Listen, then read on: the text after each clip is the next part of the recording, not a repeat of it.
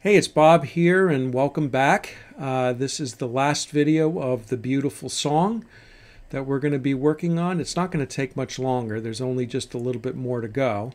But anyway, we'll finish that off. The other thing we're going to do is this song doesn't have a title. So I'm going to pick a title from the suggestions you guys came up with a couple of months ago. We'll pick that today. And the last thing I'm going to add here in this video is something new called the Fingerpicking FYI section. And what that is I'm going to give a little interesting tidbit about fingerpicking that you may or may not know about, and it will be helpful for your playing. So stay tuned for that. Let's get into the lesson right now. I hope you have your guitar with you. In the last video, I gave this song a moderate degree of difficulty, past beginners, and besides this chord being tricky and a tricky stretch, there's a lot of thumb work in this song, and especially in the B section there's a lot of movement here. Let me just go ahead and play this real slow and I'll point out some of the finer points. This is the B section we're working on, okay? So one of the finer points, this will be finer point number 1, is on the left hand. We're holding that middle finger down 2 frets up on the 3rd string for almost the entire B section, and it finally changes on the last measure on the E chord. Alright, so that whole time, that whole passage, you're holding this finger down the whole time. So that's one. Number 2, let me just go through this and show you. So we have the F chord, and then we've got to make that stretch to the G here, the G note, keeping that finger down. And then we're changing the bass note, okay, on the 3rd beat. Instead of hitting this twice, we could have done that, but we're going from string 6 to string 3 to string 4, and then back to 3 for that measure. So that's 6, 4, 3, 4. And then we're going to the A sus chord then, the next measure.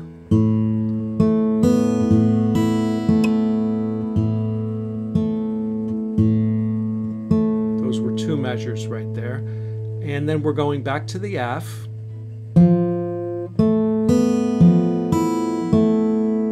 We're going to a D chord, the 1-fingered D chord, and just alternating between strings 4 and 3. That whole time this finger never left the fretboard on this note here. And then we've got the E chord here, or the A7 sus2 over E.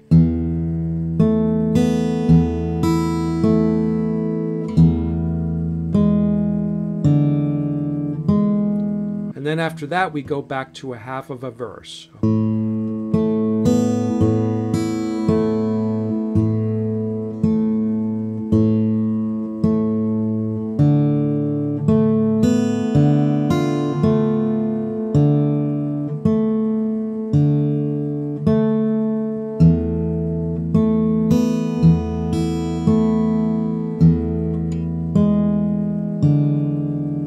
then the ending.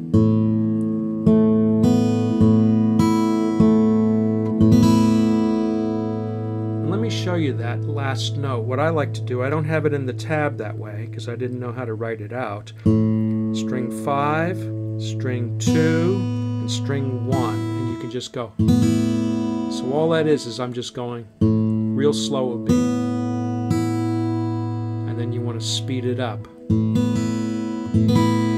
Almost sounds like a strum, okay?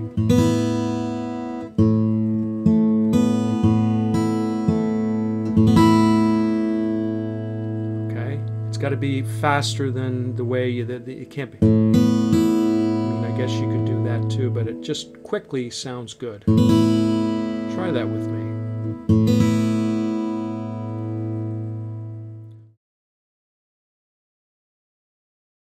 We could have learned this song a completely different way. As a matter of fact, for anybody that's having problems learning this song, I have some really good news for you. I have an easier way to learn it, and I was saving this little tidbit.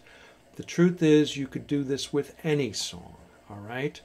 And if you recall, most of the people here, most of the group here, took Fingerpicking for Beginners and took all my beginner courses, Beginners Play Your First Fingerstyle Song.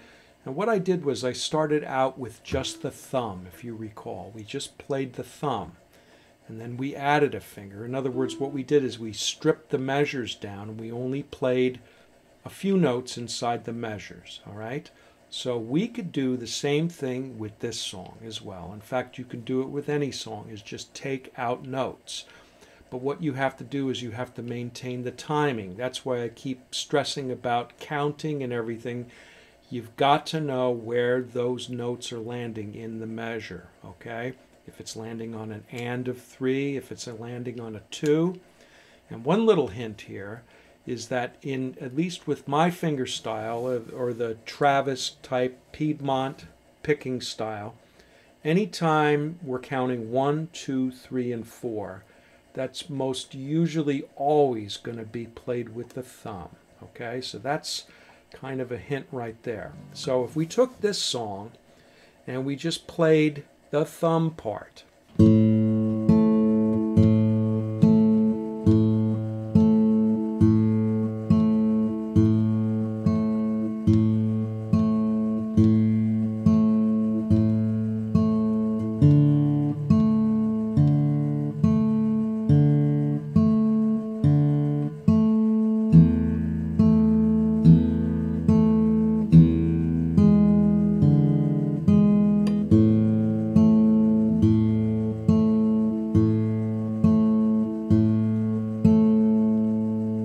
what we can do is we can add a note. Okay, we'll add the index finger. We're going to omit the middle finger out of this pattern here.